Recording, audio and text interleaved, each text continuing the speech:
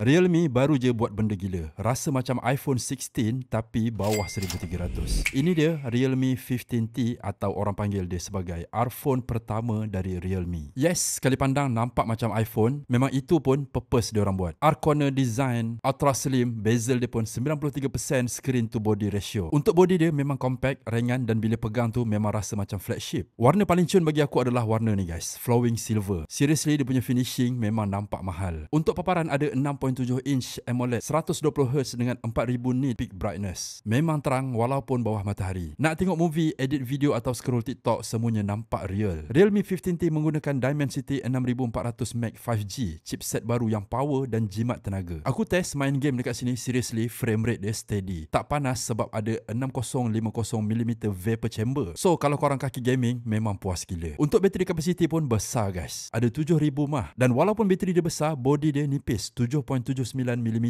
je dan berat dia pun cuma 181 gram. Untuk kamera dia pula, depan dan belakang kedua-duanya ada 50 megapiksel, siap ada AI kamera. Depan untuk selfie dan vlog, belakang untuk portrait dan landscape. Ada fungsi AI Edit Genie. Korang type satu perkataan, AI dia terus auto edit vibe gambar tu. Untuk ketahanan phone ni pun korang jangan risau guys. Dia punya design pun lawa tapi dalam dia seriously tough gila. Dia ada IP66, IP68 dan juga IP69. Sesuai sangat-sangat pada korang yang jenis lasak. Dan phone didatangkan dengan dua spek. RM1,199 korang akan dapat 8GB plus 256GB ROM. RM1,299 korang akan dapat 12GB RAM dan 256GB ROM. Bagi aku harga ni memang sangat berbaloi. Korang dapat skrin paling terang, bateri paling besar dan kamera depan belakang 50 megapiksel. Bagi aku semuanya komplit. Satu lagi, design dia ala-ala iPhone sikit. So untuk phone ni memang aku recommend Realme 15T.